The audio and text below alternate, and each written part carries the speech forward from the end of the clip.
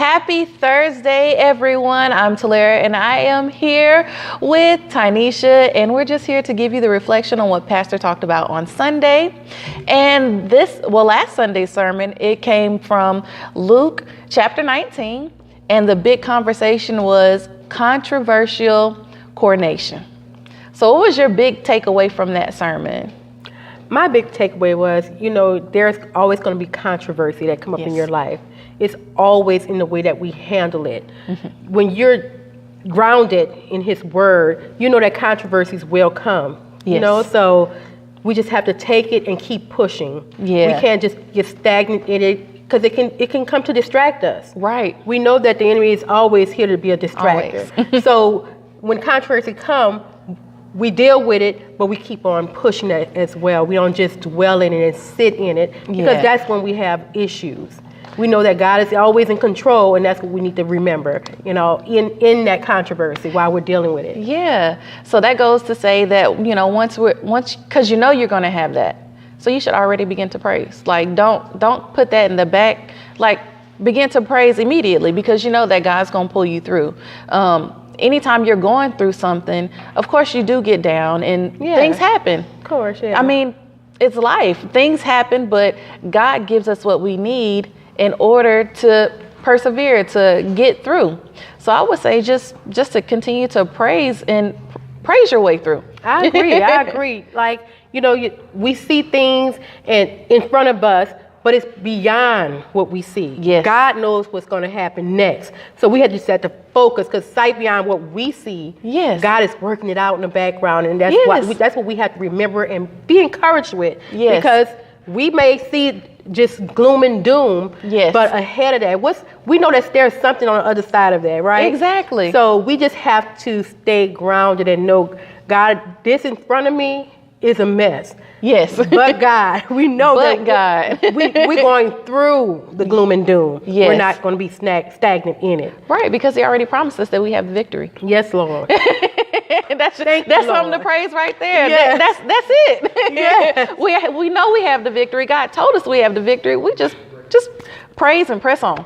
Yeah, so just recently when they had the storm, the ice storm, our pipes burst and all this stuff was going on, and my daughter's wedding was the very next weekend, right? So everybody was like, what are you going to do? You going to cancel the wedding? I was like, no. I'm not going to cancel it. I'm displaced for a minute. I'm going to be living with my daughter for a minute.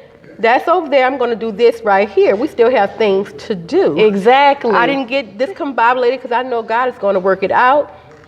The contractors have this. I have to keep on moving. Exactly. I can't just sit there and be, oh my God, this is happening. And then at the same time, I've been through Katrina, so I know how this works. So exactly. Why everybody else was like, girl, how you going to do that? Are you seriously still going to do that? Yes, I'm seriously still going to do that. And so you have the most you're so positive. Thank and you. That's what I've noticed, like, even when all that was going on, I was like, because I was one of those, like, I wonder how she's taking this. But you have been, like, choir rehearsal and all of that. You've been upbeat. Like, you can't even tell that you're going through something, because as of right now, you're still not at home, are you? No, I'm not. See? I'm still sleeping in a bunk bed in my daughter's house. That bunk bed is very comfortable, though.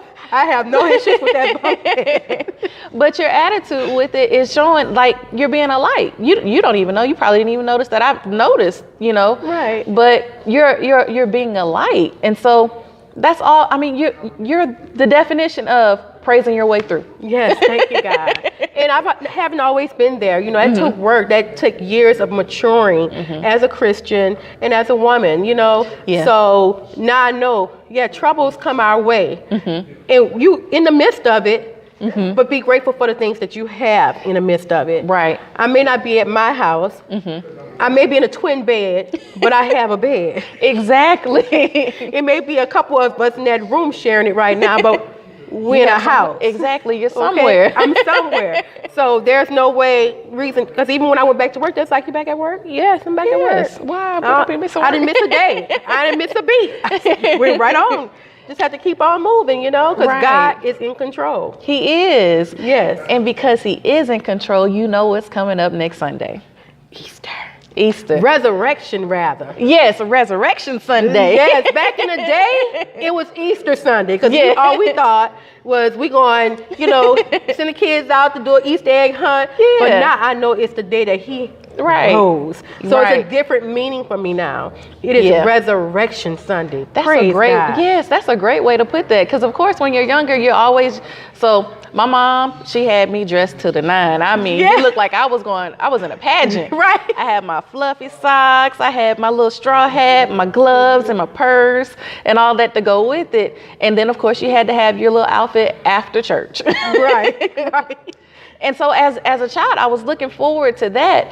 But as you say, as you get older and you grow and you start to learn more about the true meaning of Resurrection Sunday, then you get to saying, oh God, I can't, you get so overwhelmed with emotion. Because you just think this God sent his only son. Yes.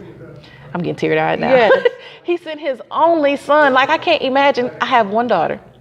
I can't imagine sending my daughter out to die for this world that I know is going to be horrible. Look at it now. Right. To save all of them. Right. Can you imagine being Jesus on the cross? I just want to bring up something happened to my niece. It didn't happen to me, but God, it blessed me. She was in a car accident. Her and her two kids. Her oldest was, one of her sons was sitting in the front, the other one in the back.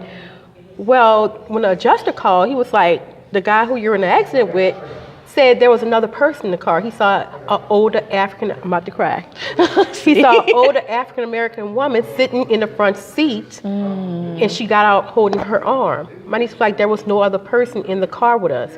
It was my two sons, and one of them was sitting in the front seat. He was adamant that he saw someone else in that front seat and walked away, because she said she remembered him coming to her car and he was just looking like he was looking for something, but she didn't know at the time what it was. And she rear-ended him, right? So the adjuster was like, I went straight to my knees when he kept saying that and said, and started praying. And he said he heard clearly God say, I was there. Ooh, chills. The guy who she was in the accident dropped all claims. He did not want. Oh my goodness. Yes. Because you can't mess with God's people. Her son that was in the front seat, he has had very near death experiences. He has a very rare disease, okay? This child is covered by the blood. When they went to the doctor late that night to get checked out, their airbags were deployed, so he should have had something, some bruises, something. He had nothing. That wasn't nothing but God. Nothing but God. He is in the midst. That let me know, God, I just thank you. That's all you can Even do. when we don't know that you're around, you're protecting us.